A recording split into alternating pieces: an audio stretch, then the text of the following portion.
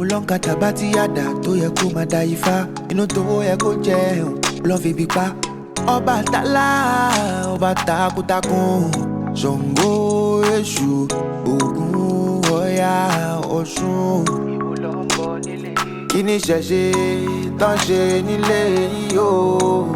Ó jẹ́ lọ jára. Alafia, peace and blessings, peace and blessings. Welcome to another episode of the African Spirituality Experience. I am your host, Orisha Gbemi, and today we have on once again our legendary, iconic, phenomenal community elder, Oloye Baba Ifa Karade. Alafia, Boro Boye, Boshishe Baba. Lafia ni Agboato, Ashire, Wari Wofun. Blessings to each and all and one, as all we are here. We are here. A unified front, okay? A positive statement. Okay? The upliftment of Isheshe, the upliftment of Ifa.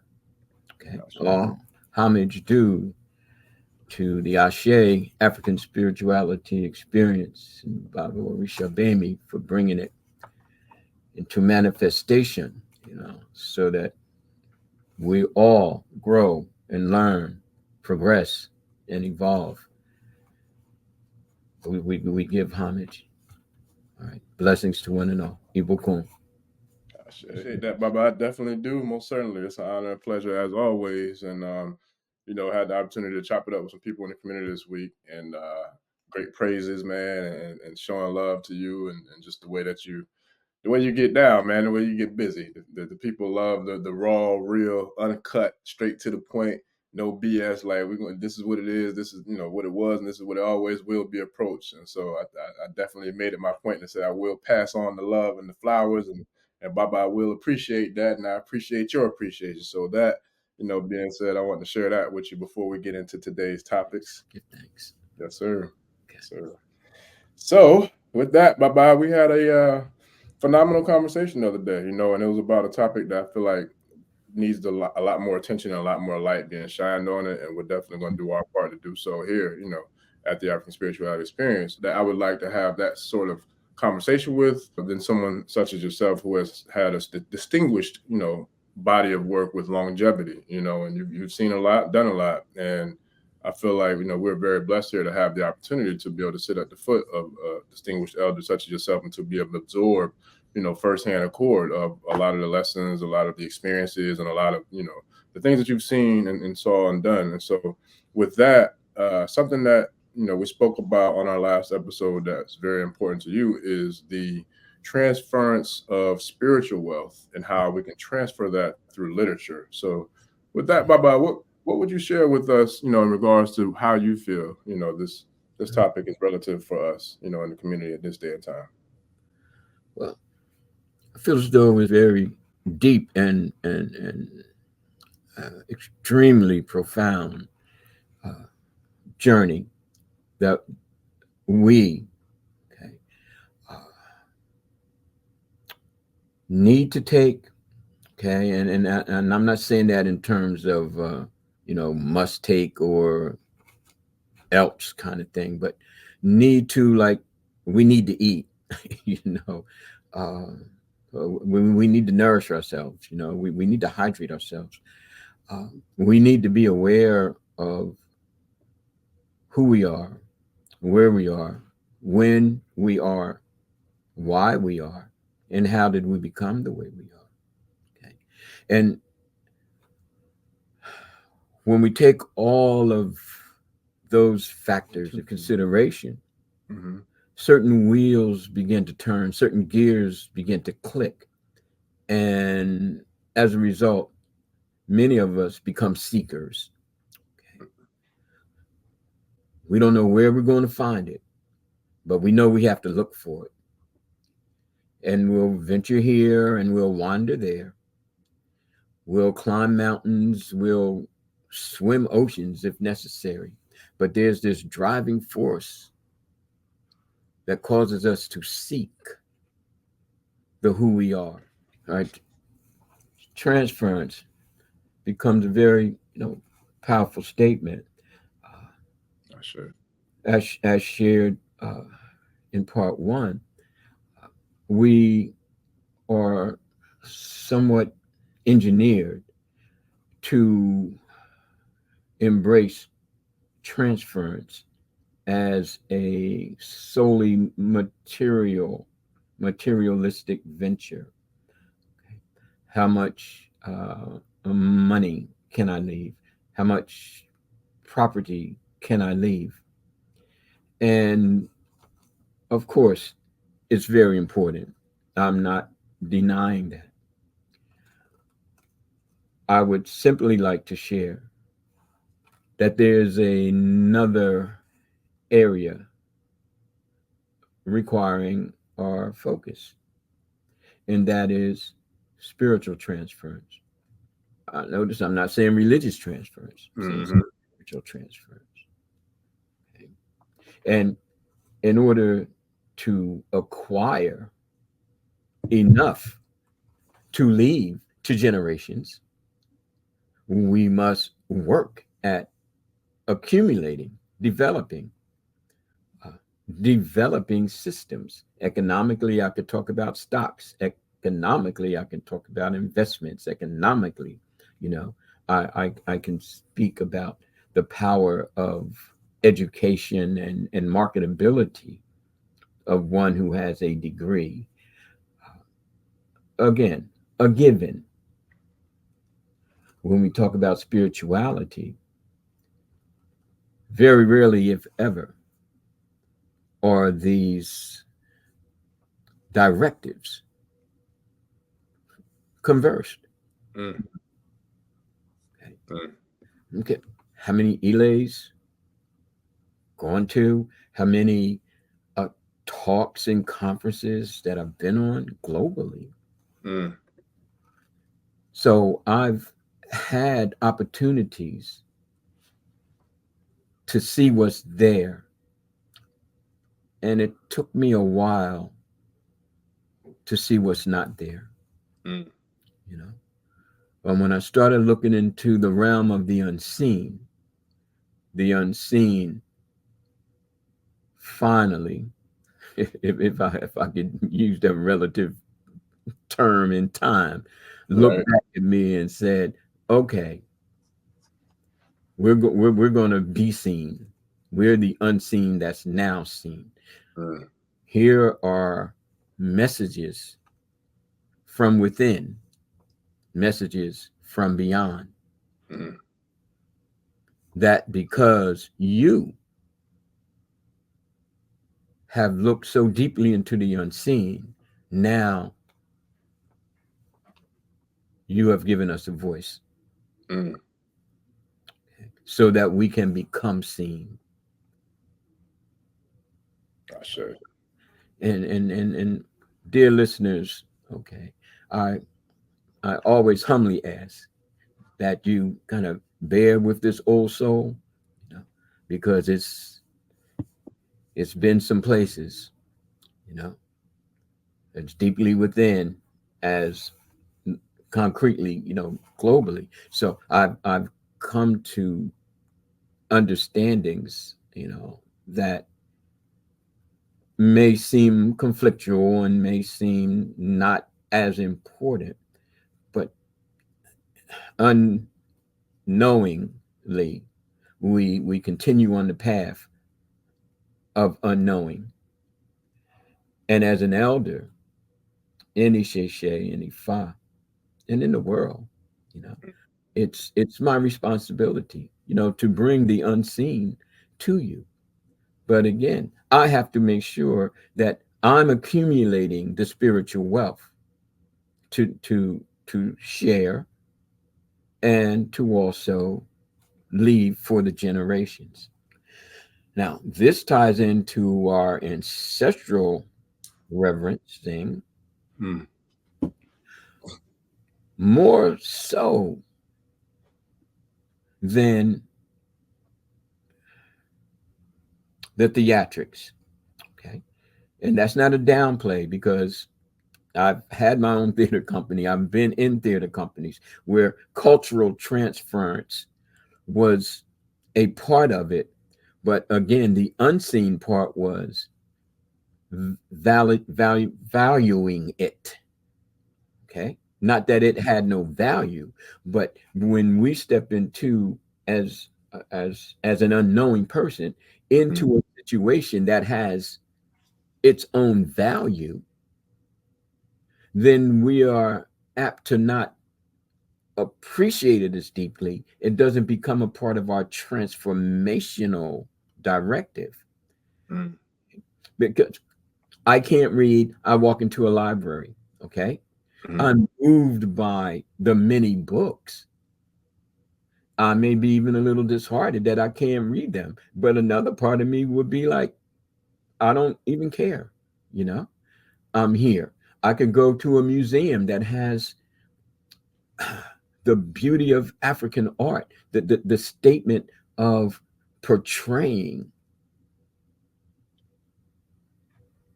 our culture, okay? The statues of Benin, the Oyo warriors, you know, all within these museums. I'm not talking about I'm seeing them in a book. I was literally there at the Louvre, at the Museum of Mankind, the Louvre, of course, in France, and the Museum of Mankind in England. It's mind blowing, the African presence, and I'm just not talking about Cometin. I'm talking about the West African theater, as I spoke about on part one. And because I was gaining value of that, it had a greater impact. But I also noticed that a lot of people were there just to see it, and they see it, and it really had no, and you know, and it's just like, well, our African ancestors were kings and queens. Okay, some of them were, some of them weren't. Some of them were good kings and queens, some of them were bad kings and queens. Okay, but if I don't value sovereignty, and if I don't value the African thought processes behind nation building, empire building, okay, community cohesiveness, the Ashiwada, that it doesn't resonate deeply enough to change me. You see, so I'm in need of not validating so much as making it valuable, making it a valuable statement.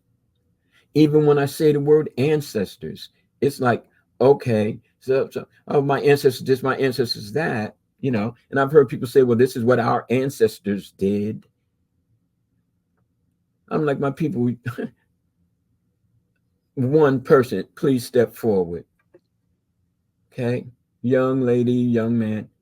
Okay, do you know how many ancestors you have? That part. We went back 500 years, we would be in the millions. Yep. Much less going back and back and back. Okay, it's like, do you know how many cells you have in your body? You know, trillions. So when you talk about our ancestors or my ancestors did this, do that, I would have to ask you to be a little bit more specific. Okay. Or when I get a reading or divination and it comes out, well, your ancestors want you to do this and your ancestors want you to do that. And I'm like, could you be a little bit more specific? Because I have like millions upon millions of ancestors. You understand? So when we visit the museums or when we face our shrines at the Ojúbọ, okay, when we get our readings and divinations, our Dafa, the question doesn't become as much what we're experiencing. The emphasis is on the who we are when we're experiencing. How are we validating our experience? Where are we coming from as we step into the museum? Okay, as we step into the college, you know, when we sit for divination, who are we? This is what the unseen is not seeing. Okay, the greater emphasis is not on developing the person. The greater emphasis is on creating the programmed and the programmable world, which at the end of the day is more so designed to separate you from your inness, from your I-ness, and even make it a negative. Well, you're just concerned about yourself, or you're only thinking about yourself. And my general response to that has become, why shouldn't I? Because the we can't be strong if the me is not strong. Facts. So, stepping out of this social engineering, this psychological, engineering to feel that as an individual, I'm not important. I have to give myself. I have to, relinquish myself. I have to not be myself, It's not wise. Now,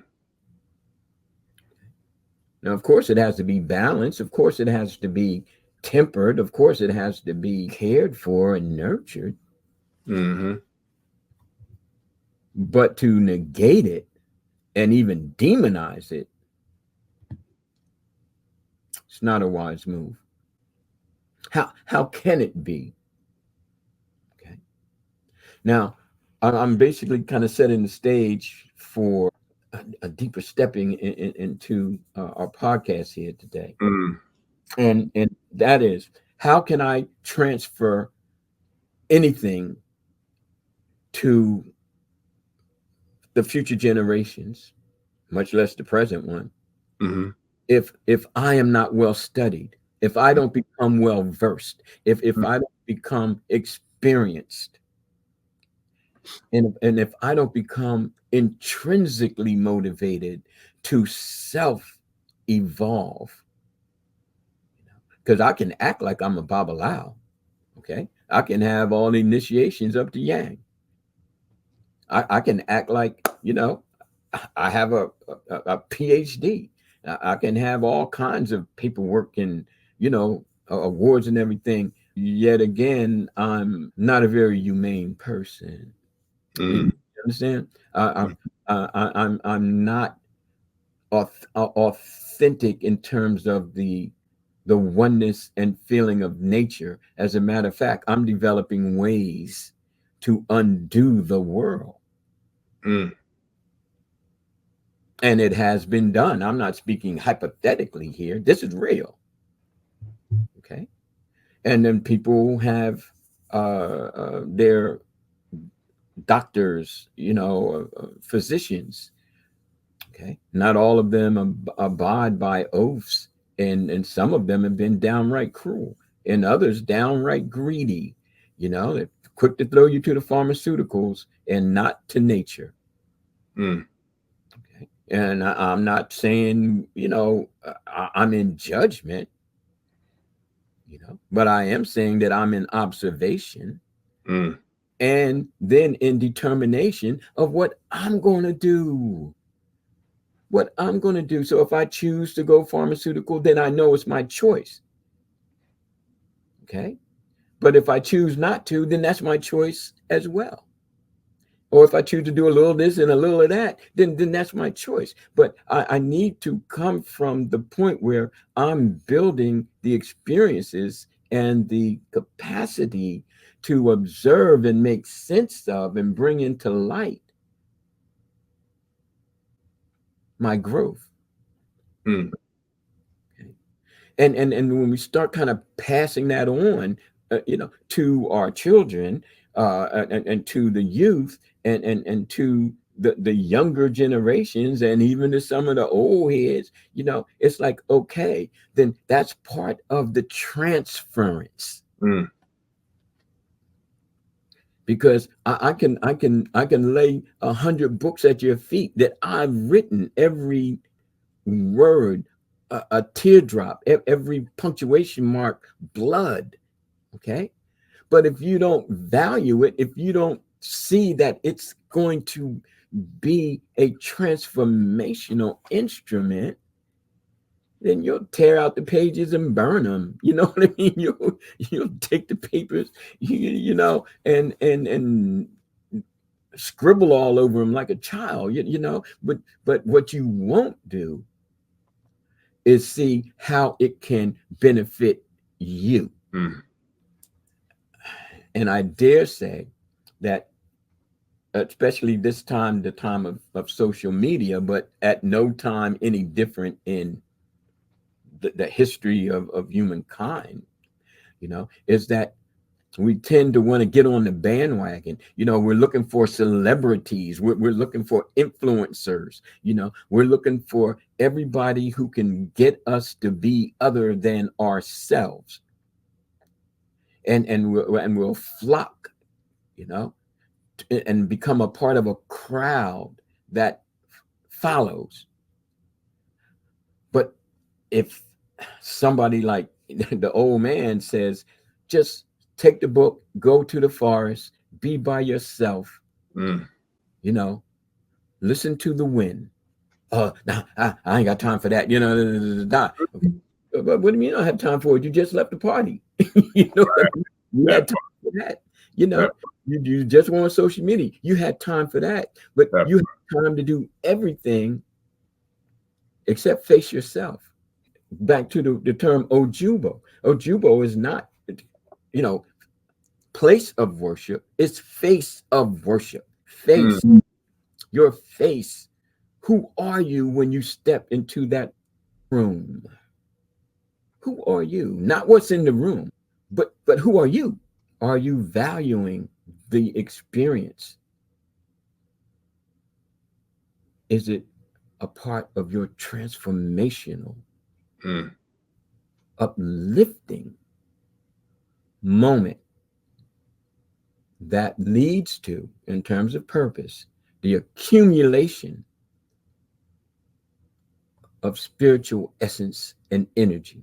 And that's what you begin to think about in terms of what are you going to leave with every footprint that you take. There's an Oyo saying that, you know, every time you step on a twig and it makes a snapping sound, okay, that's somebody's feelings that you may hurt. That's how it sounds. Wow. Every time you step on that little shell or whatever that's out there and it makes that crackling sound, okay, that's you needing to take care of what you bring to people in their life, because you're not out to hurt them. You should not be out to hurt them. Is it going to happen sometimes? Unknowingly at times, and other times very calculating. But the more spiritual we become, the more attuned we become, and then we start to connect our existence with the existence of others. What I think about myself has a lot to do with what I think about you. Facts. That's big facts. And everybody else in the world. Okay. And it moves and it grows. Okay. And as one matures, you know, one begins to kind of settle down a bit, deepen a bit, and observe a little bit more intently, and then respond from that plateau. Now, when I take all of this into consideration, you know, as someone who's a writer and has somewhat demonstrated, you know, that I can come across in a way that people hear me and that they hear what's coming through me. This is part of the spiritual transference. And as stated on part one, Mhm. we're looking at 7 years minimum. Okay. What am I doing now that's going to have that rippling effect? Like you throw the stone into the water and then Start skipping on the water, like dancing on the water a little bit. Like, yeah. Yep. and so it's like, okay, this book, okay, I need to bring it to a level where it's going to have that skipping stone effect that you just stated. Yes, And sir. every time it skips and hits, it leaves the ripples.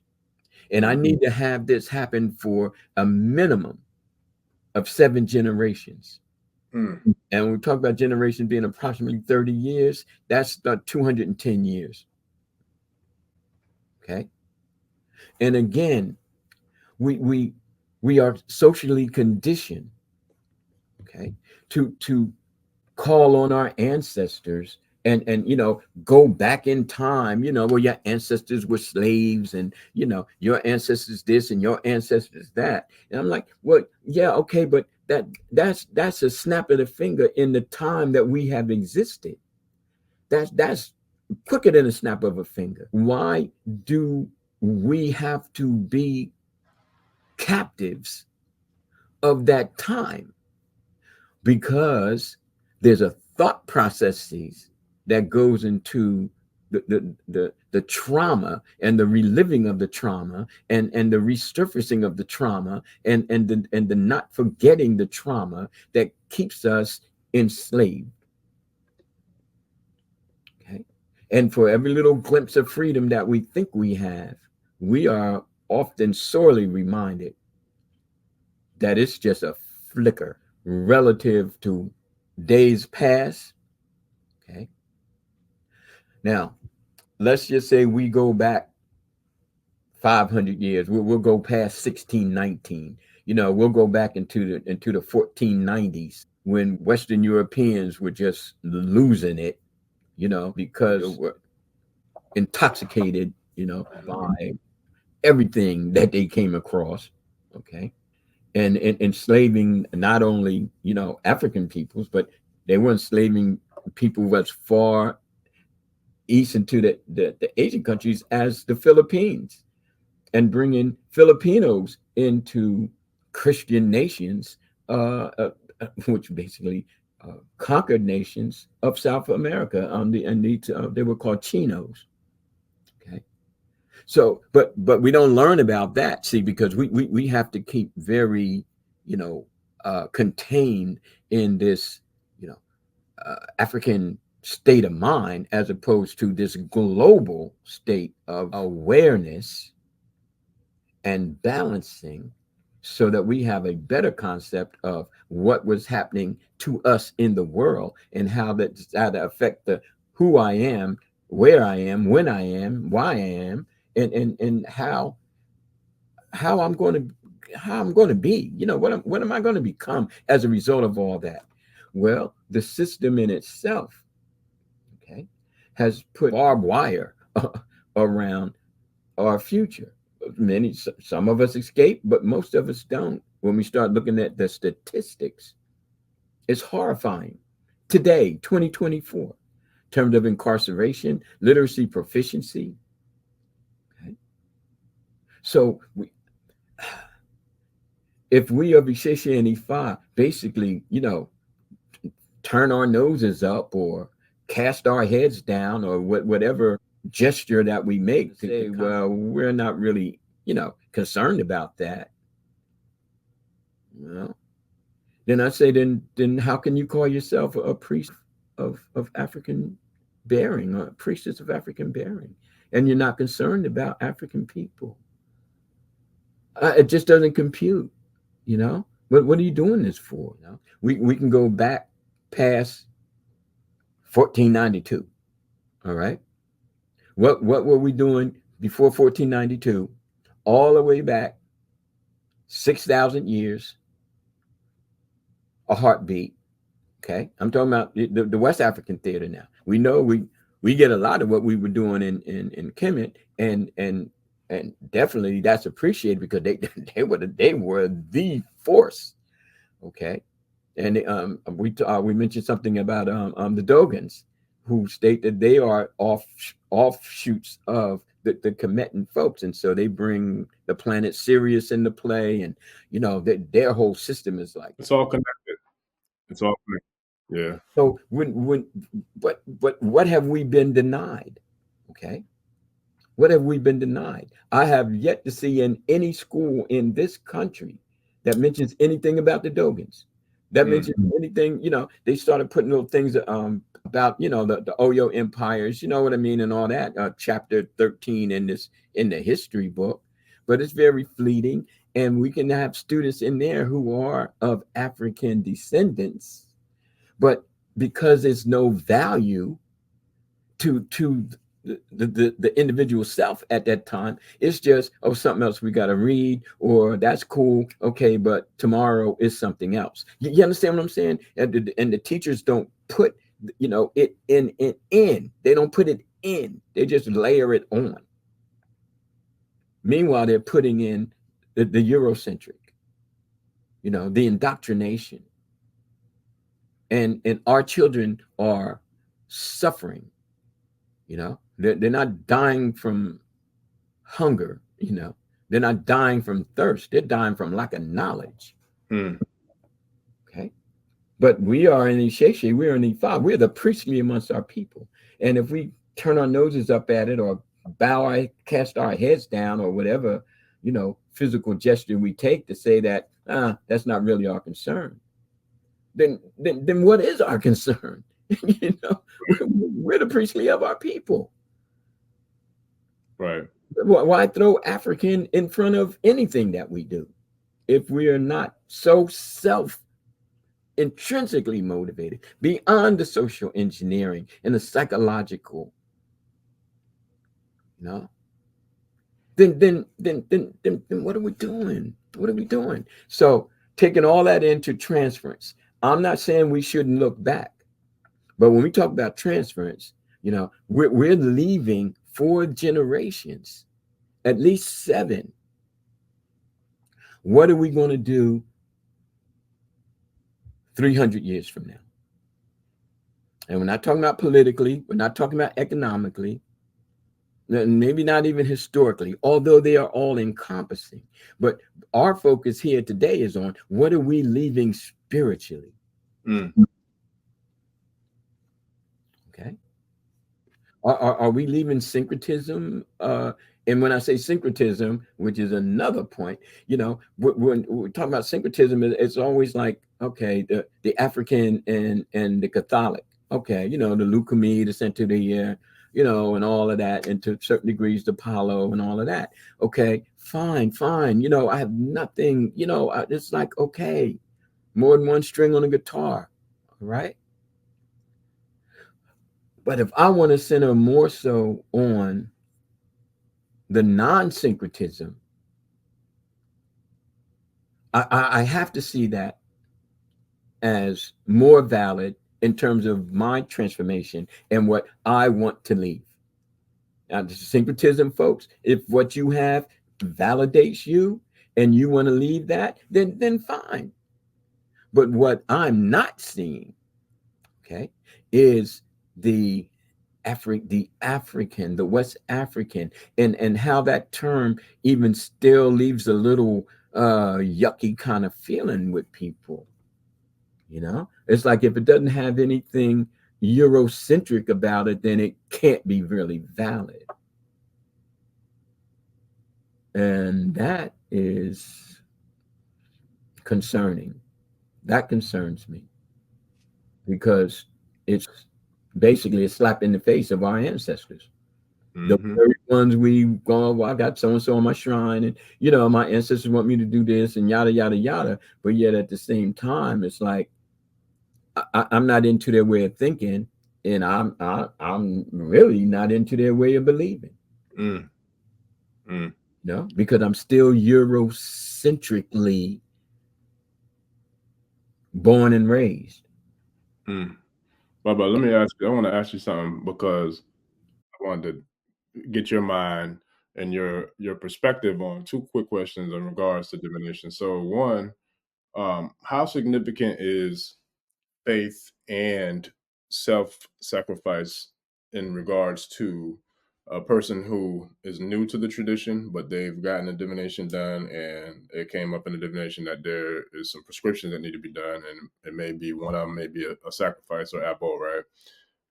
What would you tell that person who might have questions or who might have doubts in regards to how significant that prescription was and the actual the deliverance of the ritual, and the actually having the ritual versus not having it, to just give a clear perspective of someone who has a lot of experience in this space.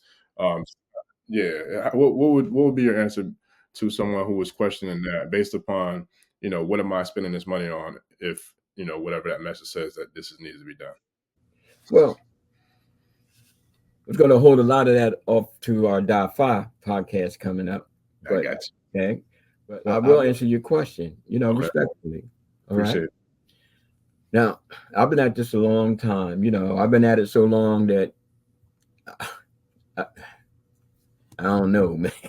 In a minute, Yeah, I've been here a minute.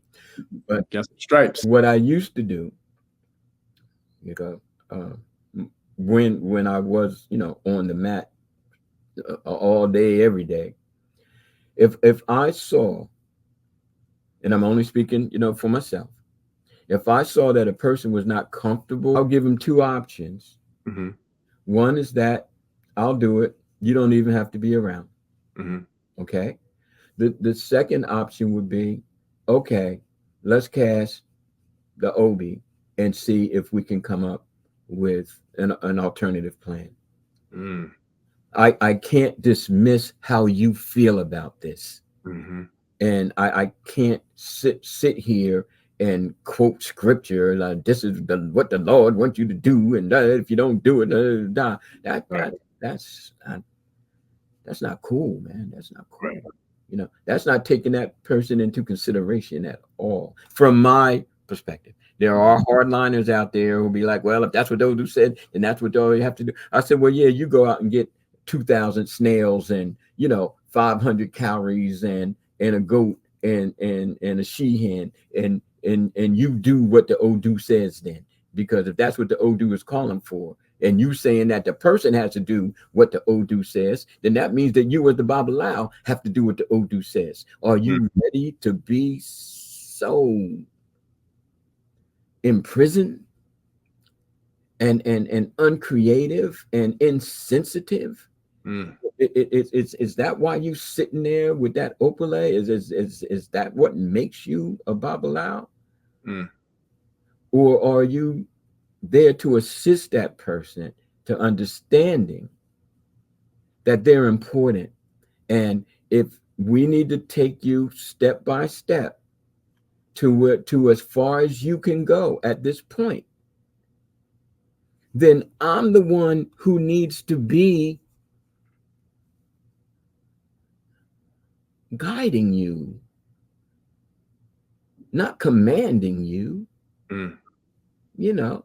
I'm the teacher in the classroom. Now I'm professor in the classroom. I can't look at my students and say, well, you got to do what the curriculum says, and you got to do, what it says, and you got to, follow it and not take you into consideration. I'm there to build you.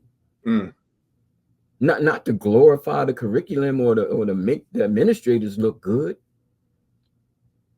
You understand? And this is how I roll. You know what I mean? I ain't speaking hypothetically. This is how I run my career. I see. I'm there for the person. And so, short story long, if that person is not ready, and you see that person is just like, I don't want to, I don't want to be a part of that. I don't want to do that. Okay. then you have to, as a Babalawo, not you specific, but but myself, I had to come to a very, very, serious shift of paradigms and say, well, what am I really here doing? And oh, the Orisha not going to bless this person unless they get a rooster? It's like, come on. I don't know the dynamics of what was happening back then when all of those kind of sacrifices were part of the script. But I do know at one time there was even human sacrifices that were part of the script. So now what would you say, Mr. Babalawo, if you to get a reading and it said you had to sacrifice your daughter? Or you had to sacrifice, another human being? Would you then feel a little differently now that the shoe is on the other foot? Like, no, I don't think I want to do that. No. But that's where Orunmila was faced. It was like, no, we need to rethink this because this is my baby girl right here. That's what Shango had. Well, we need to rethink this whole killing of the twins things because see, these my babies here, and I'm kind of into them right now. So the people who make changes or in the position to make changes, made changes. You sitting there as a Babalawo with that individual who is telling you, you can sacrifice all of them that you want, but that ain't gonna make me feel it. And so now you have to determine what's the best way to help this person. The way I do it is I let them know it's totally up to you, But the thing I love your answer because it just, I feel like it just paints so much clarity in regards to integrity and morality for people who are brand new. Because for me, that's the one thing I try to do is share with people, this is your choice, your path. You choose to do or choose not to do. I'm not going to try to force you or, like try to bait you into either or, because I don't do this for that. I do this to help, to empower, to, do whatever I can to help you through whatever situations that you're going through. So I'm not going to ever come at you and say, hey, you should do this or you should not do that. It's pretty much based upon whatever you decide to do. I'm going to back you on that. Whether you choose to go forward and do it, I'm going to back you and I'm going to do it for you. If you choose not to, I'm going to back you in, respecting your choice, but the choice is yours. And then how it unfolds and plays out is based upon how you, decide to choose the choice. That kind of like Morpheus in the Matrix, red pill or blue pill. You know what I mean? Might take a little of both. Right. You never know. Yeah. We can get real creative here because if I am the son of Orunmila and I know that options are always possible, and it really depends on the level of the Babalawo, because see, the competence. Yeah, and see, even that's in quotation marks because. And I'm tying all this into our discussion here, and that is if the spiritual transference, because that's what's happening here. Yes. If that spiritual transference is coming from someone who's like very dogmatic and indoctrination, you know what I mean, and it's got to be done like this, and that's the way I was taught, and blah blah blah blah blah. Then it's like, okay, well, if people need that kind of whipping, then good. I mean, different strokes for different folks, and different folks for different strokes. I don't have anything to do with that. Right. But I do know that there's people out there who don't need that, who don't want to be subjected to that, who will turn away from Isheshe because of that, and try to find peace. Like you're saying, try to find water someplace else because they water they turn the water off on themselves. It's like, I don't want this water. You know what I mean? I don't want what you have. You know. Water cut off. Yeah, so I got to move on because y'all little, But I'm like, okay, Now then they might come back. Oh well, I'll try it. You know what I mean? Or let's see what happens. Then it's like, okay, but all of our Oris have to be in accord. Now, when that person goes back and discusses the divination with others, which may include family, then that is setting the pace for the future. Mm. Everything we do in the present has to be thought of, not just in terms of what happened in the past, but what part we're playing in terms of what's happening in the future.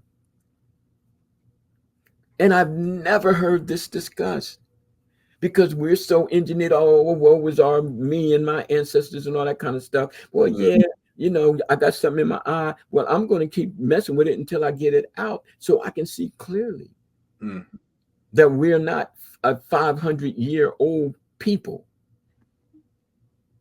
We're like 3.5 million years, if not more. Okay, we need to focus on that. And we need to focus on how we've navigated life and how our ancestors have left viable means of interpreting nature and interpreting the way of existing and bringing self into fruition. Sure. And if, as Baba Laos and Baba Orishas and Orishas, if we're not part of that process, then I question not your ceremonies, not your faith, but I question your intent and your intellect. And I don't question it as a judge. I'm just looking at it as an observer. Right. I'm just looking at it as an observer.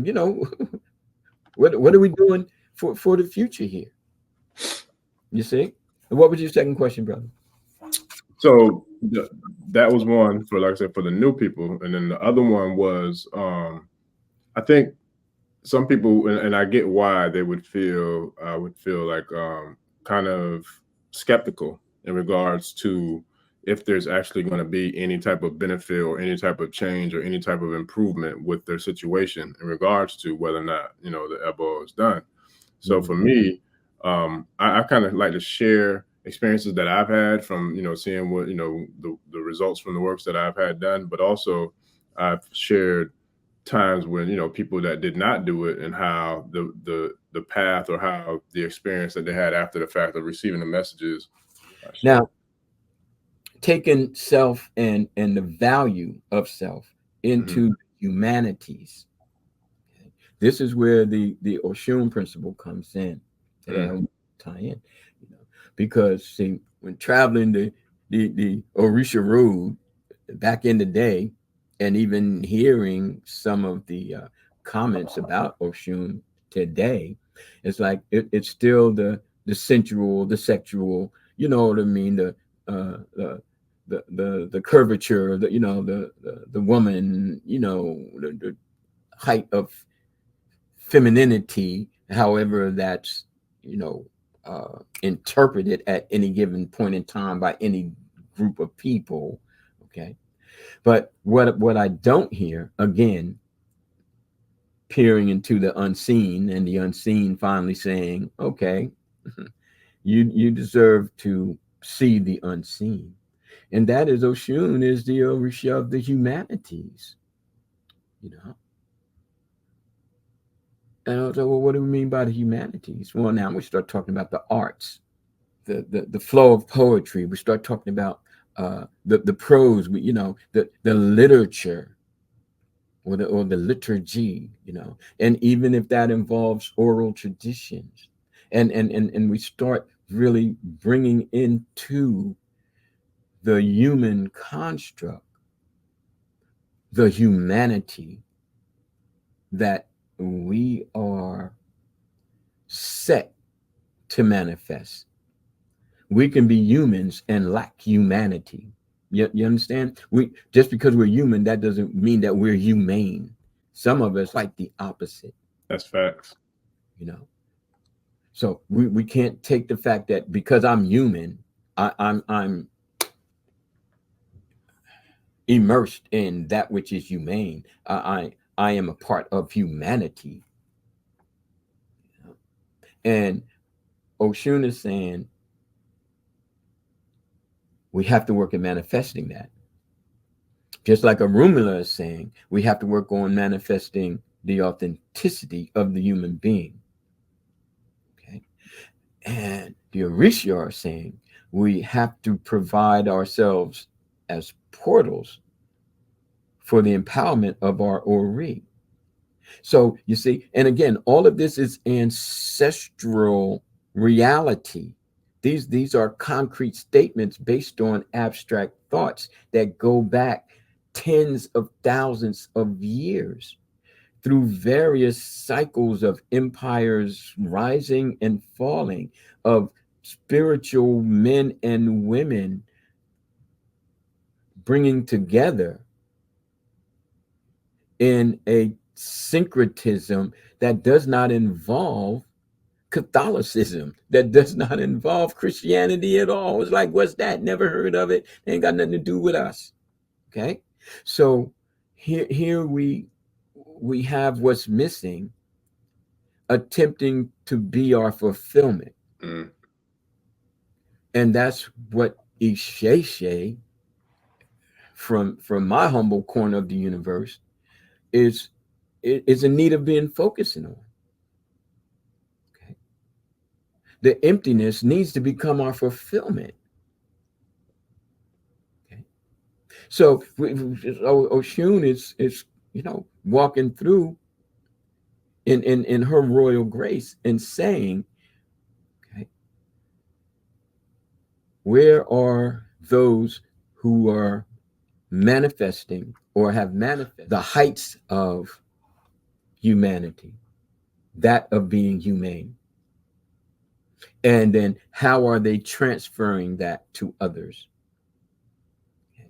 For me, it's been through the writer, not write. And Oshun is Iyami is like, I'm very happy. I'm happy when you write. You're at your best when you write. You are manifesting the humaneness, and you're making it a transfer, because the people must have a source of knowledge, or they will perish as the unknowing ones, the Oloberi, the unknowing ones, whether they're initiated or not. You can be initiated and just as unknowing as anybody. Set on, whatever directive that you're set on. And well, I don't have time to read. I'm not trying to really figure this out. I just want to get a reading. I just want to make it, or I just want to do the reading and do the, what I mean. It's okay. So again, very theatrical. Mm-hmm. Okay. Very programmed. Okay. And like we shared in part one, it's like, you know what, it's not the program that I'm concerned about. I'm concerned about the programmer who's writing the program. Facts. Power that they have. And Oshun is saying, if the humaneness, if the humanity does not become a part of the growing of the human being, then destruction is right over the horizon. If everybody becomes inhumane, that's kind of crystal clear. Okay. And then when we see Oshun as one of the first to use the Erendilogun, some people say Oshun, some people say Obatala, but it doesn't matter. Oshun is right there, having been quote unquote the wife of Orunmila. Okay. And with the two of them, merging, which is kind of the people say married to and the wife of and all that kind of thing. Mm-hmm. Those of us who are stuck on the physical see that as physical, when obviously it is not. Okay. It's an energy, and Baba, Mm-hmm. I'm sorry, can I ask a quick question? I wasn't privy to whether or not that merger took place from the Sheshe aspects from antiquity back in Nigeria, or was that something that took place during the diaspora when Oshun got to. I want to say it was Cuba. That is where I read that her and Orunmila kind of merged and joined in regards to divination. So could you kind of share just that little bit of which one came first, please? As far as my research takes me, it predates Eurocentric. Gotcha. Okay. And again, when we talk about marriage and all of that, we start talking about, well, who's translating the work? Gotcha. And what terms are they using to make it more culturally accepted amongst their group? Gotcha. So if I say I'm married to Oshun, does that mean that I'm literally, married to her? Or does that mean that, there's been a merger, a husband and wife like, or a deep love of, it all so depends on the connotation of the word based on the language of those who have originally spoke it versus those who have translated it. Gotcha. But see, that's a whole nother area of study. We, again, take for granted that if it's in English, then it must be true. You know what I mean? Then it must be right. And I'm saying, no. Right. If anything, it's all been, or if it's in Spanish, then that's the real Yoruba. How can that be the real Yoruba? And the folks over in Nigeria are speaking their original language. Right. It's like, come on, people, let's put two and two together here, okay? Now, in either case, there is this merger of Oshun, okay, into the literary corpus, okay, the liturgy, if you will, of the Oyo, okay, since the 1820s, called the Yoruba, and that just encompassing many different of the tribal nations of the region. Just like, here's 10 groups of people, we just gonna call them all experience. Right. But so the power of Oshun comes, again, not so much in her sensuality and sexuality. That's a Western cultural connotation that's been projected by the gentrification, of our spiritual / religious construct. But ain't nothing new about that. The Romans did it to the Greeks did it to the Commetans. I stated in one of my novels that because it come to me that mythology is the religion of a conquered people, and the conquering people kind of shape it and mold it to suit their purposes, and to also disempower the people whom they've conquered. Because you're just not conquered on the battlefield.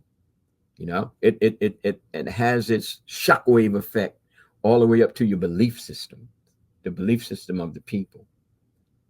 So at any rate, we have a tendency to see what we've been shown.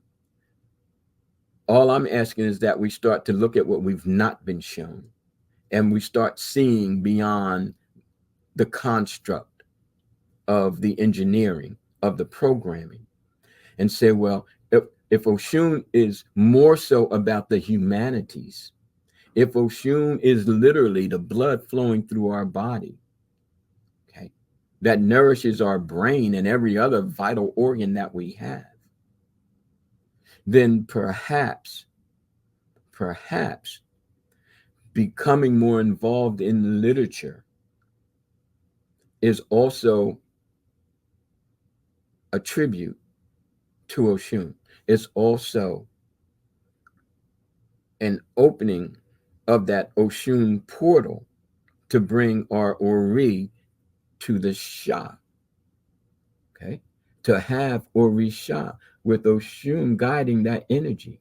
So to read and to write It's not something that's foreign to us or something that we've never done as a people, or we were just about oral traditions and, la, la, la, la, onto absurdity.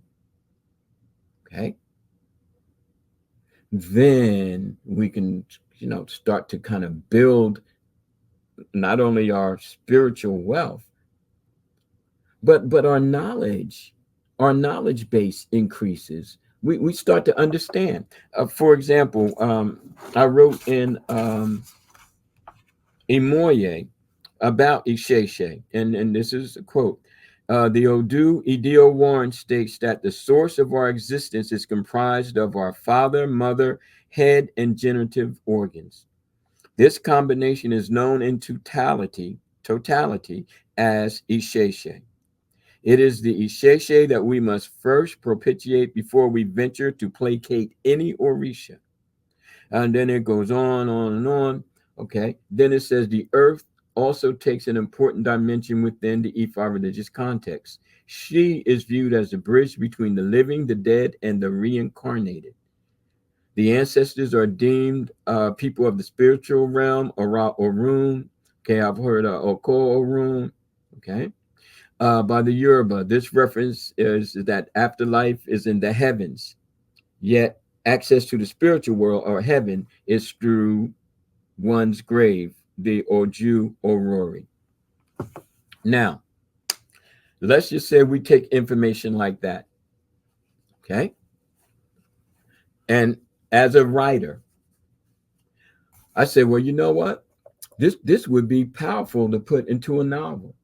Or if I'm a screenwriter, you know what? This would be powerful to make into a movie or anime series or whatever.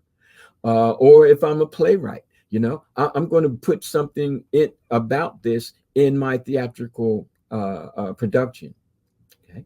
Or if I'm writing textbooks, I said, well, I have to make sure to include this when I talk about quote unquote mythology, that I just don't look at Greeks and Romans. I shared a piece out of Souls of Myrrh with my class last week, and in it was the mention of Babalawo and Oshun. I think hardly anyone knew, and the 3 or 4 night students that I had in the class, I saw them kind of put their heads down. They put their head down? But it happens all the time. That this is not, an exception. This is the rule. Wow. It's just like people coming from Jamaica or whatever, and they have a heavy accent. Pretty soon they start to become very quiet. Wow. Because peer pressure and feeling uncomfortable and, not rolling with the engineered, program, Right. But I call them out. I'm saying, did your grandmother know about this? Have you heard this before? And they came, yeah. Right. Okay. So now the other students in the class are like, well, I've heard about Athena and all these kind of people. Mm-hmm. Well, if you know about, and these are African variations, they're variations of the real progenitors, though. Yeah, and why are you 16 to 17 years old and you can quickly call their names? Right. You can't call one. I don't care if you call it mythology or not. It's the vibration of the name that they keep going. They name their planets, their cars, everything to keep that name vibration going. And ours becomes silent. And again, even demonic. Okay. And so that individual self is already extinguished by the time before they're even young adults, before they're even young adults. And I'm like, no way. The Oshun in me won't let that happen. I can't sit idly by as a priest, a high priest of my people, and say, well, I'm just going to be concerned about how many ebos you got to do. Mm-hmm. But and I'm not saying there's anything wrong with that. But when you've been in it for 40 years, if that's still all you're doing, then the observation is that's where you are. You know what I mean? But that doesn't mean that it's the only place to be. There's a whole lot of other places to be that show greater concern for our people that we are the priest of, that we are the priestesses of. Okay, where are we? Okay, in terms of, oh, well, not what happened 200 years ago when we were slaves. No, but what happened all the years before the wars, and then what's going to happen at least 7 generations beyond us? What part are we playing? Or do we feel ourselves to be insignificant? Okay. So yeah, that part I made sure to put into Moye, and now kind of segueing into, you know, the literature that I just want to, you know, stroll through, you know, is that I think the first time I saw anything positive, tapping back into Dafa now, about casting for the betterment of the people, not some, you know, hocus pocus, you know, scary, you know, African witchcraft thing that they, you know, oh my God, you know, voodoo, wizardry. yeah, man, or do they ever get tired? Yeah. But the first movie where I saw positively in the sense of Ashiwada and in the sense of Inayan Gidi, you know, the bringing forth of human, was Buck and the Preacher. Buck and the Preacher, when they went to the elder, and after they were on the road in the wagon train going west, and of course Buck was, you know, he was the wagon train. You know, he was trying to make sure the people were cared of and respected. So they went to the elder and trying to determine: do we go right, we go left, we go back, we go forward. And the elder pulled out his board with his shells, and I was like, "Oh no, they didn't. No, they didn't." Is this an old movie, Baba? I never heard that movie before. The Preacher, are you kidding me, young blood? You need to get up. I never heard that before. If I see it, maybe it'll ring a bell, but off the top of my head, I can't recall ever hearing about that one. My brother, look it up right now, please. All right. Because I know you quick, man.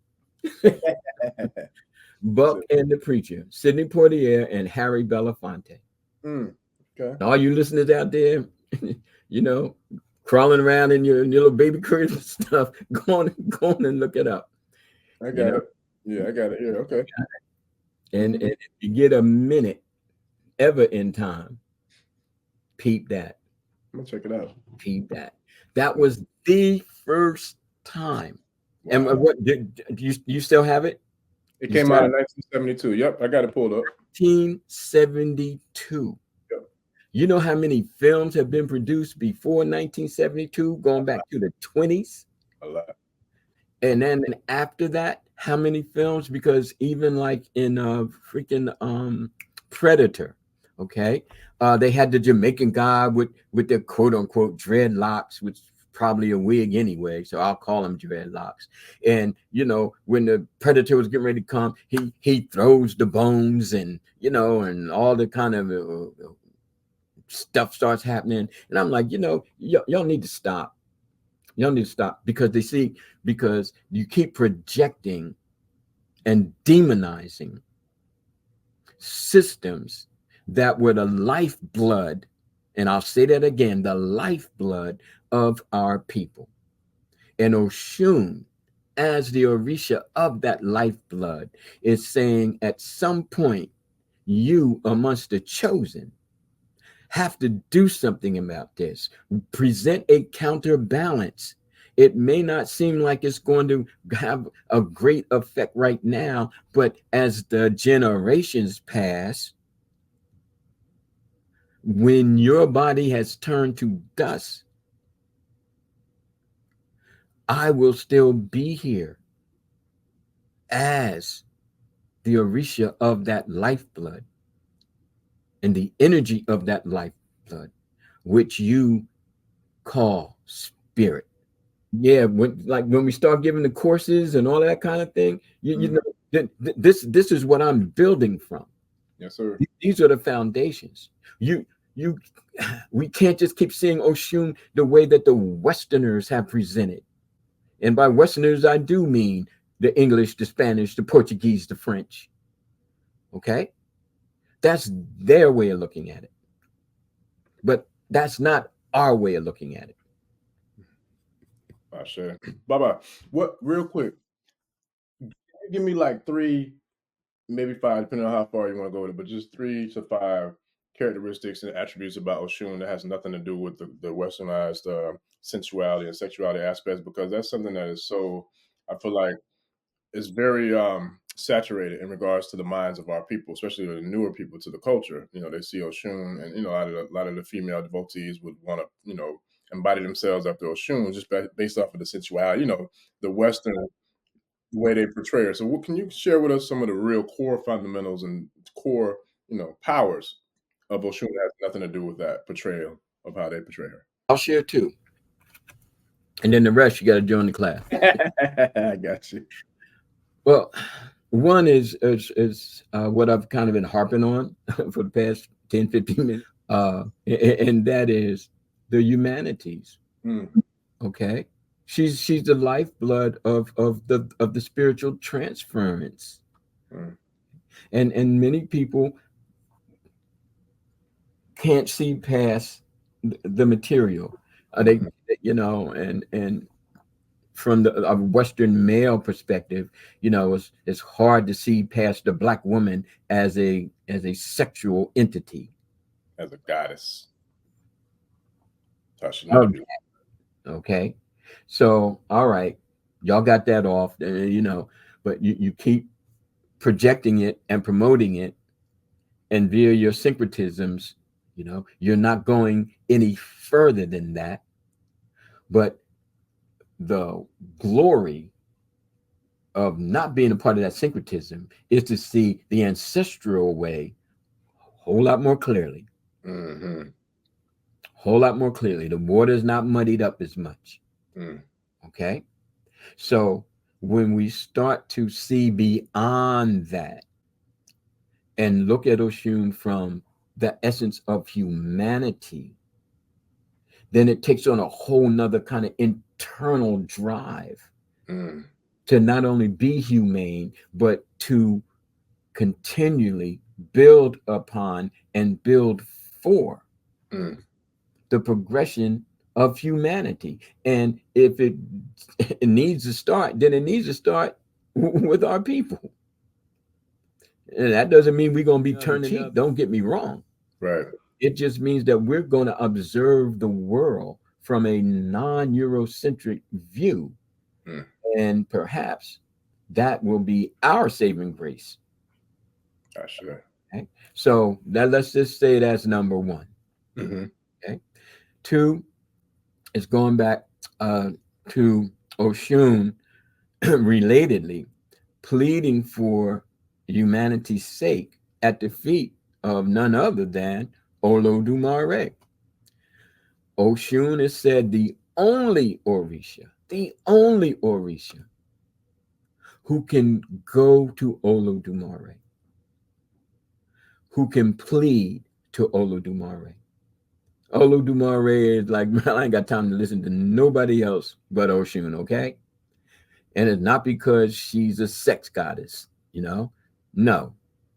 It's because she's sincere. It's because she feels for humanity. It's because she is the lifeblood of spirit on the earth.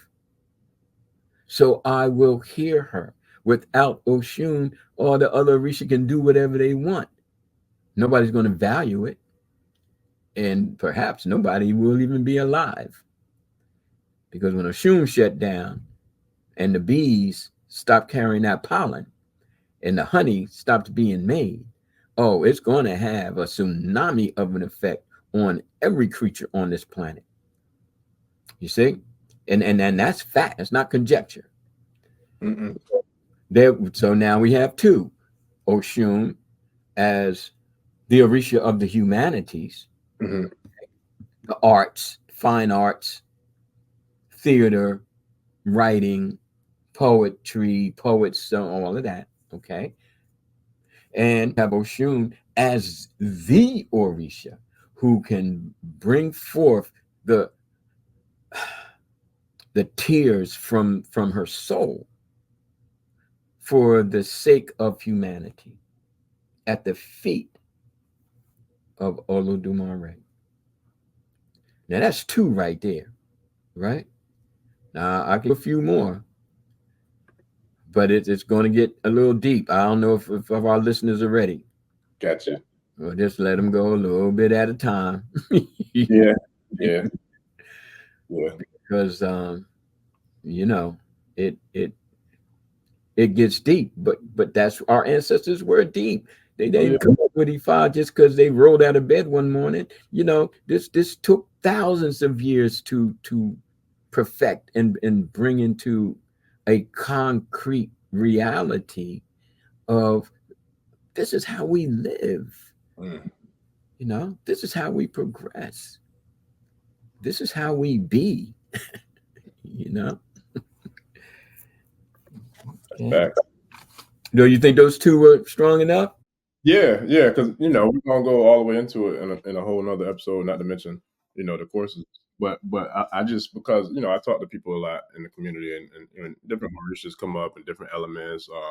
I think the main two this week for me was Olokun, Oshun, and let me see, Olokun, Oshun, Imoja, and Shango. I think I had multiple conversations with talking about and kind of just sharing dialogue and perspectives in regards to these orishas and the deities and their their energies, characteristics, etc. But for me personally, I like to share, especially ask questions that I've heard or topics that I've discussed throughout the week. I love to present them to you to get your perspective on them because as as our community knows, you have about as much experience in this tradition as I've been on the planet. So it's like to be able to pick the mind of who I consider to be one of the masters and one of the the founding fathers of this tradition here on the U.S. corporation soil.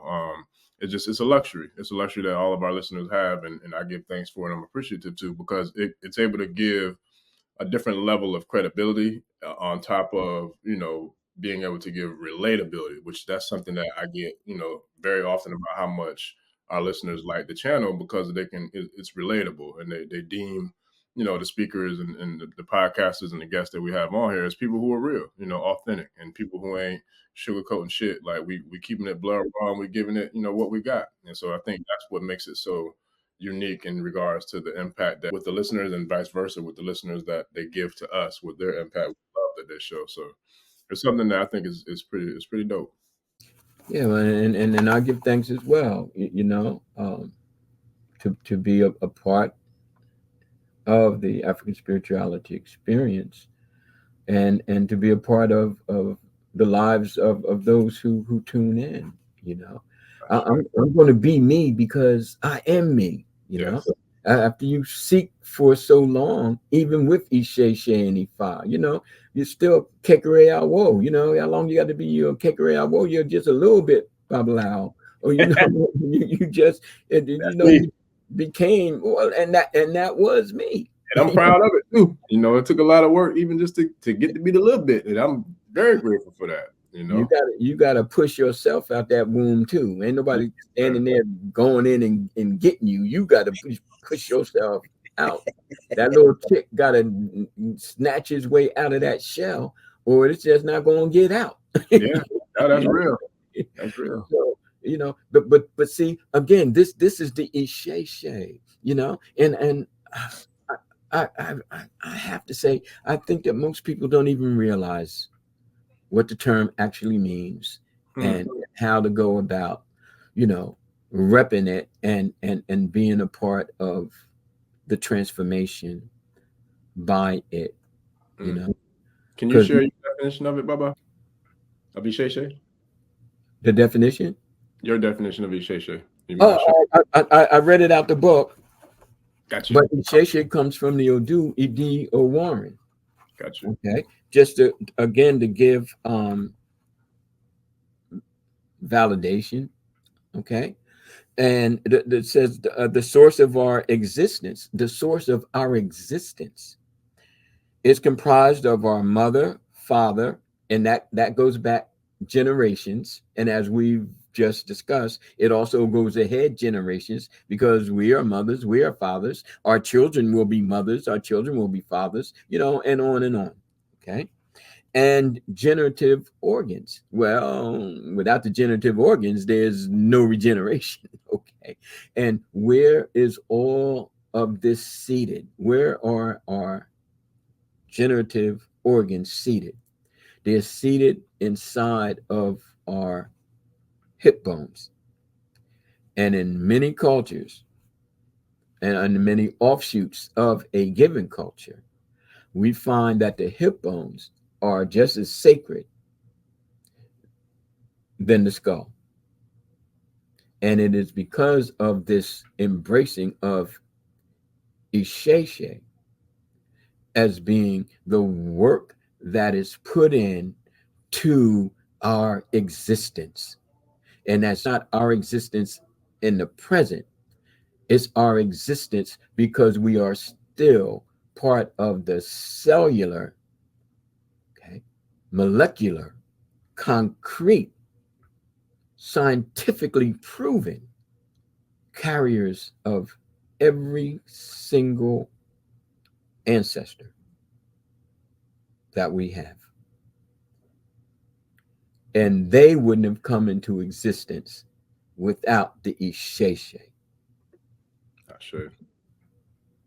They wouldn't have come into existence without the work that's put into not reproducing, but re-existing on deeper and deeper levels, which goes back to the transference of spirit, and Oshun being the Orisha of the blood, that bloodline.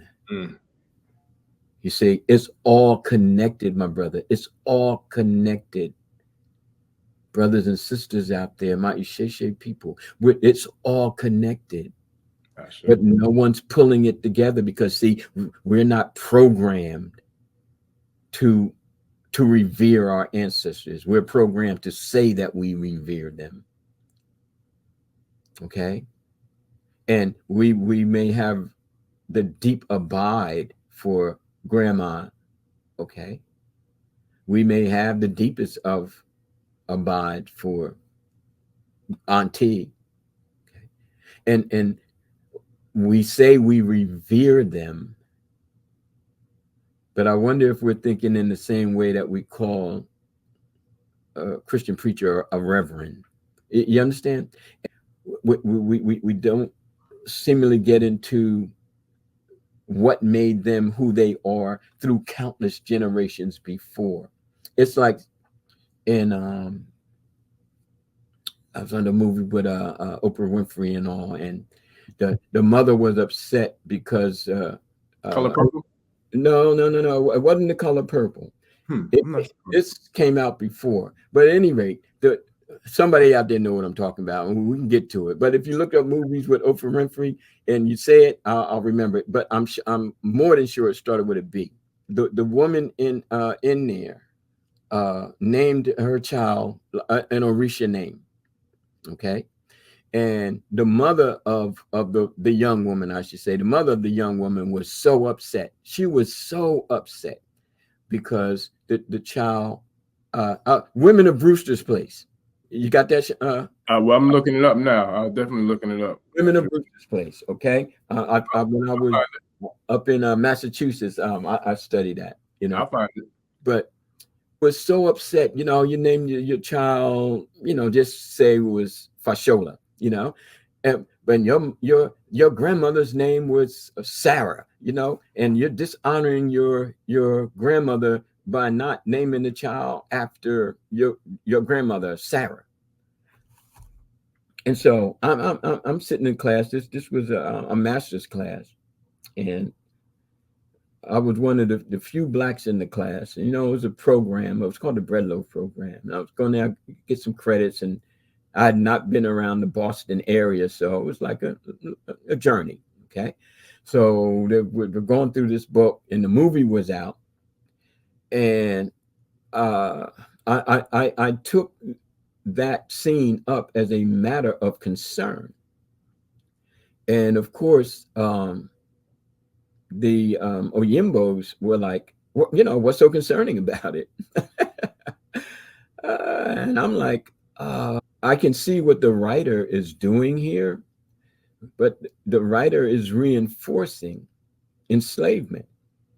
And the writer is reinforcing notions and preconceived notions that we weren't validated before Eurocentric names.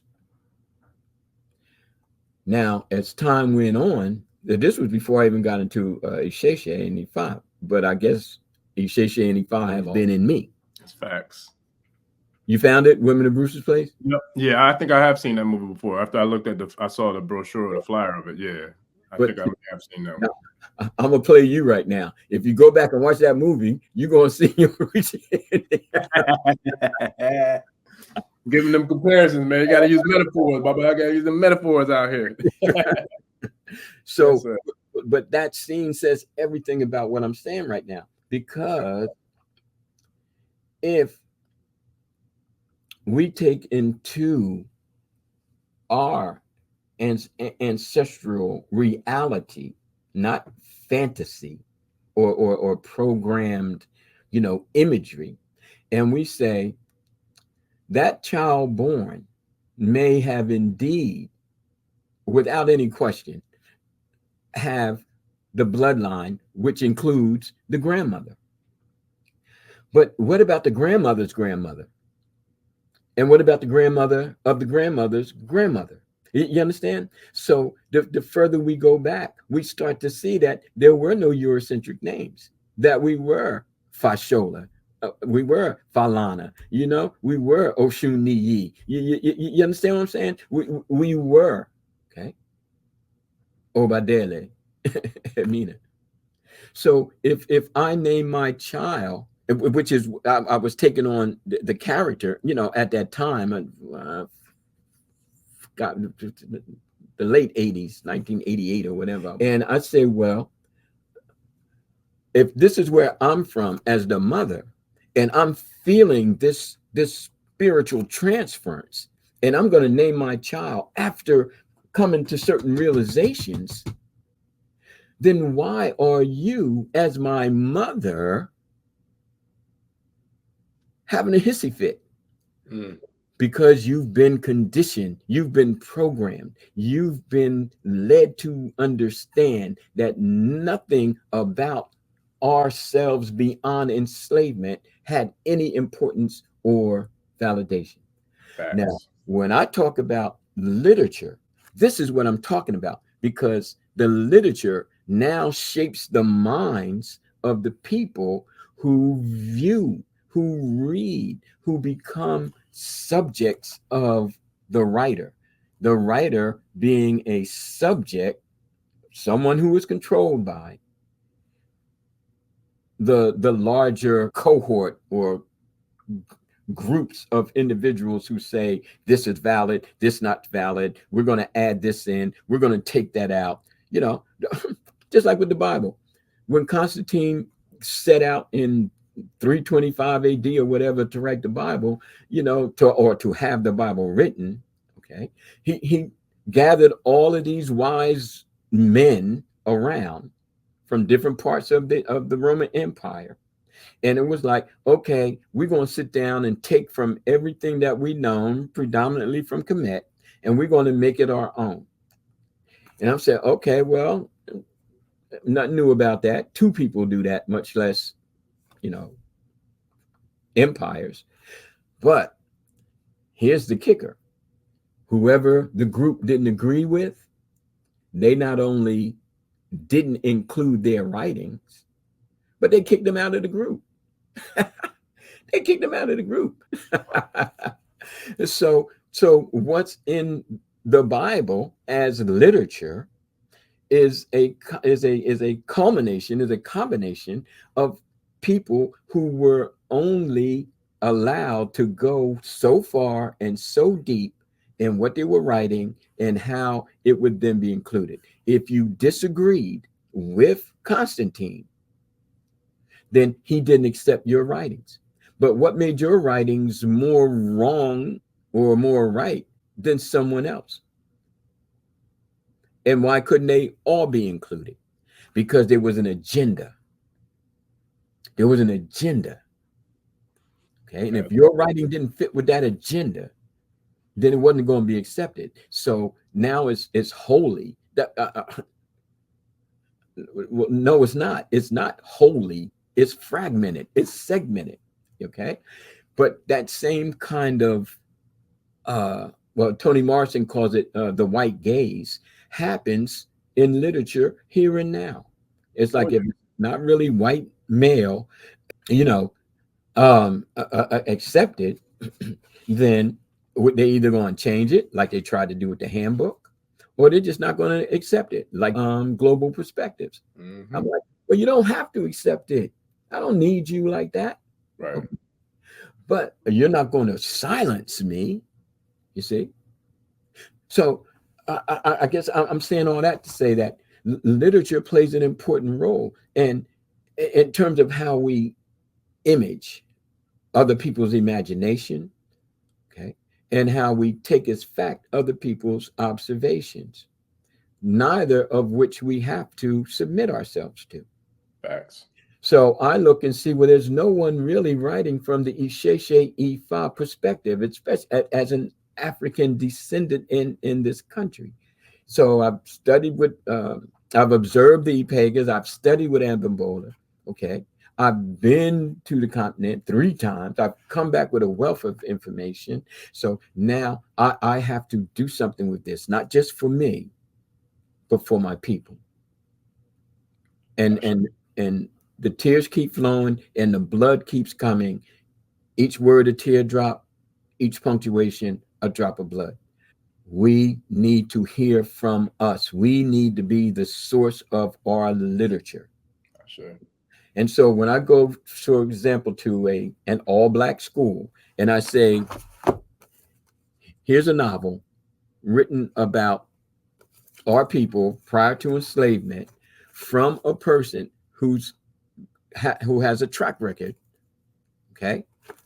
Books in different languages and been around the world. I'll hear nothing. Nothing. It's like, why don't you want African children to know about African culture and spiritual manifestation? Because you still stuck on our ancestors were enslaved. You still stuck on trying to free yourself from slavery. It's amazing. It's amazing how everybody's down with the struggle until the struggle gets down. Mm-hmm. You know, they want to have the rhythm, but don't want to have the blues. Yeah, you know, and like Frederick Douglass say, you know, you want the crops and everything, but you don't want the rain. You know, it's like, come on. Yep. Okay.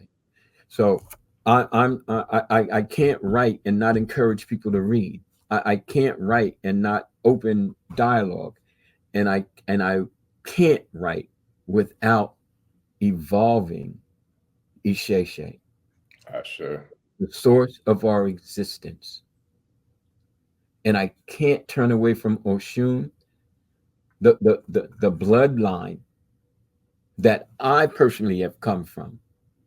I can't turn away from Orunmila, the scribe, quote unquote, of the Ifa cosmology. And I can't dismiss my own Ori. It's like, what are we doing here now? You know, what are we doing here now? So that said, my brother, I will continue to write. I will continue to see literature from the eyes of people like Wole Soyinka and Ben Okri, okay, and Professor Sophia Oduwole. You know, these are individuals who are tapped in, and I'm like, yes. But go to any high school, and the students are like, who? Mm-hmm. What? Mm-hmm. I said, that's all right. I got you. I got you. I got you. Yes, sir.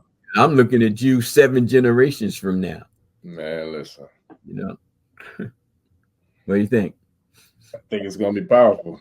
I think it's gonna be totally different world. Actually, I know it's gonna be a totally different world. The world is in the elevation and ascension phase right now. You know, we're Yeah. going from the 3rd dimension to the 5th dimension, and teachers that I've been studying have been saying that for years, but I'm seeing it in real time.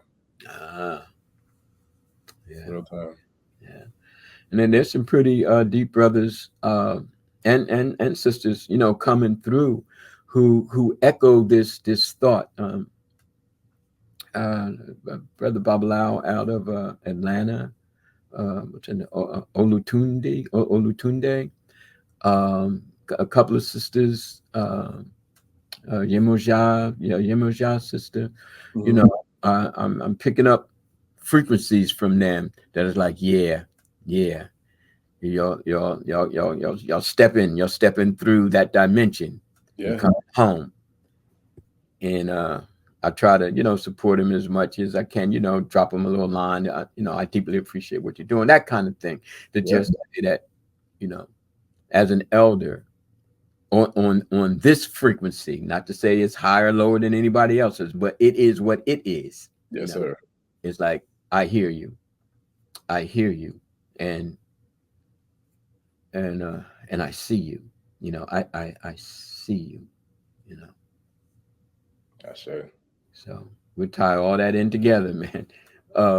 Spiritual transference, the necessity to have Oshun a part of that, and then from that to create our literature and to be open to the literature of those who are of that frequency.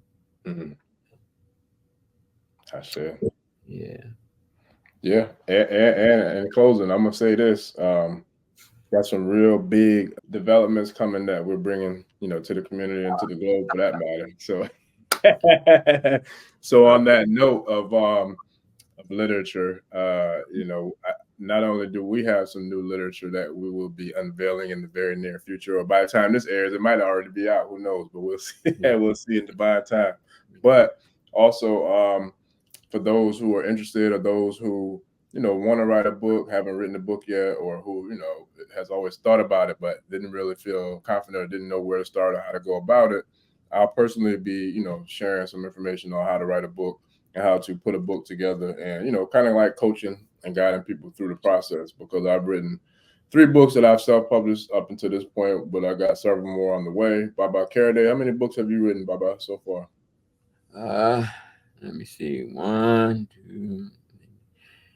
I would have to say like around 8, and the 3 of them have been in the industry. So you know, picked up a lot of bruises. You know, experiencing that, but I won. You know what I mean? I won. You know, got beat up pretty bad, but you should have seen the other guy. You know? I know that's right. I know that's right. So I have those, and then like yourself, I just went on and self-publish the others because it's got to be, you know, it's got to be ours, you know, without the white gaze and without the middle people, you know, because once they get it, they can basically do anything they want to do with it. I had to fight like Ogun up in there to say not mine, not me. Gonna learn today, buddy. You're gonna learn. Yeah. And if you think the day is rough, wait till tomorrow. I know that's right. Yes, sir. So, you know, made it through that. Took a year or so, but it was okay.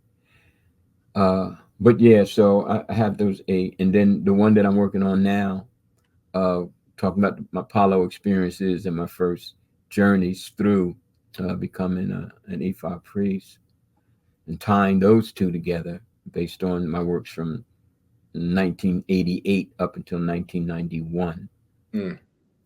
You know, and Then, of course, a place of nights, man. Warm resurrection. I say. That's Special brewing, man. Something special in the pot cooking up right about now. you don't even let the cat out the bag, you know. But people get ready. Keep cooking them up. There's a train a coming. Yes, sir. Don't need no ticket. Boy. Okay. And coming strong too, boy. Yeah, it's gonna be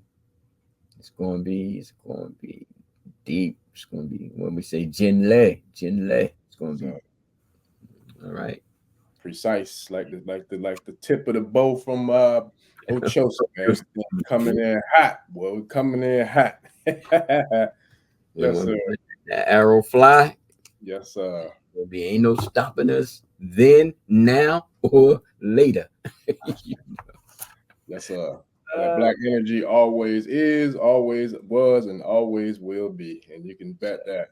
Just look at the composition of the universe. If it's any type of disagreements or disputes, look at the composition of the universe. It's right there. All right, ladies and gentlemen. Well, I definitely appreciate it. Baba, as always. It's always an honor and a pleasure, and a great value to be able to sit and just to have these conversations and always elevating, the consciousness and the wisdom and the knowledge of Ifa and Isheshe. So I think I can say it safely for all of our listeners as well as for myself. We appreciate you, Baba Mudupwe. Ladies and gentlemen, this has been another episode of the African Spirituality Experience. I am your host, Orisha Gbemi. Shout out to Baba Oloye Ifa Karade. We will see y'all on the next episode. We are out. Peace. Double. Ẹni tó gbàgbé ilé ṣàpò ìyàgbọ́ tẹ́ǹtì ẹni takísà ní tàtàn ò bá padà sílé anítìjàkọ ẹja lọ pé eégún mo sí ẹni gbẹ́rẹ́ ìpàkọ́. Forsake not your ancestors and praise your